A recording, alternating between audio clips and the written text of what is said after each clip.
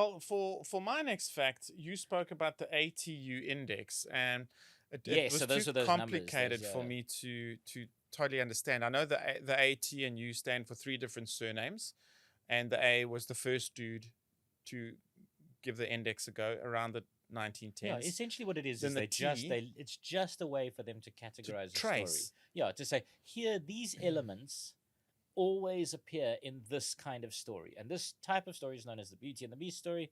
We classify it as ATU 425C, and then any story that has that element where there is a beauty who then falls in love with a beast, um, and under those sorts of unwillingly gets sent into the maw of the beast, then becomes the ATU 425C, and it's part of that branch, that part of that tree of stories and then they can track how that story evolved over time and how it originally developed. Brilliant. Now the T Thompson, he, along with his updating of that index, he released the motif index, which is to work alongside the ATU index. Okay. So you've got your stories and how they're categorized, Right. as you just described, but then there's motifs that are woven in these stories, and he's got this index of them, and it's a lot sort of a simpler category than the full-on ATU thing of every single, an index of every single type of story that has emerged. Yeah, and it's got to match quite specific, like order of events and quite specific like thing. Yeah. And the motif index got interesting ones, like there's a motif of mythology, there's one of animals, there's one of taboo subjects, magic, the dead. There's even one, and here's my fact. There's one, it's actually S because it goes A to Z, Z being miscellaneous, the last one. That's just laziness. Couldn't you think of the word zebra? It's got to have a zebra in it. No, but it doesn't have to stand for the letter. It's just that's how he's indexed it. But S is unnatural cruelty. And that is my fact.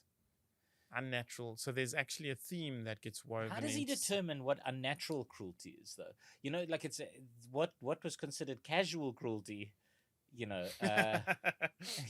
back then, and what's unnatural cruelty is different to like they used to go to public executions where people would be pulled apart and they have their innards pulled out, and then that was considered natural cruelty because those guys deserved that. But then a poisoner would have to be boiled alive, and that was specifically unnatural cruelty because he was a poisoner, he was a sneak, and he didn't deserve the honor and the dignity of an So there was kind of already a determination in the executions, and this is just a couple hundred years ago. So and then you go back even further. I'm sure guys were pretty much dicks back then. Oh, big time. Yeah, geez, big time. I wasn't equipped for that era. Like I wasn't equipped to be that guy. I know I was that wormy, worm tongue in Lord of the Rings. I'm convinced my ancestors were all people that ran onto battlefields late and unwillingly at the back. So, hey guys, I'm here. Sorry, I'm late. I was polishing my sword. You just have to stand at the back here. Polishing your sword again, eh, Robertson? Fuck off. Fuck off. Everyone charge. Oh, look, the heroes are all dying, and I'm still here. I could just be the priest. I think if both sides were Christian, which was great for the English versus French wars, and you had the cross of St. Thomas versus the cross of St. George. Did I get that right? England, St. Andrews. No, that's Scotland. Scotland is St. Andrews, and England is St. George. Yeah. Okay, and is France St. Thomas? No, I don't know. I don't know. So who's bloody France's saints? Who's the bloody French saint? Put it in the comments. Let us know. It's Saint Denis, I think. Okay. Saint Dennis. Saint Dennis. Dennis and George. I'll check Dennis on the George. And it's two oaks who play golf together every Sunday. Yeah. Anyway. So where were we now? Unnatural cruelty. Right. So unnatural cruelty. So this is listen, there's a lot of weird stuff that happens in those stories. If you hear the original Grimm fairy tales stories, like some of them are pretty grim, Sure. I mean, and then the older versions are even worse, some of them. Yeah. So unnatural cruelty could definitely be a theme that exists within stories. Well, You're right. Again, I'm telling the truth. I'm so truthful. Yeah, This one. good, It's just so good. lovely. You've And- turned over a new leaf since the Christmas episode. yeah. You've remembered that all your sins are going to send you to Yes. hell. All lang syne, should all acquaintance be forgot. Never understood why that's a bad thing or a good thing. Oh, so it's All a bad. It's a acquaintance? good thing because you're.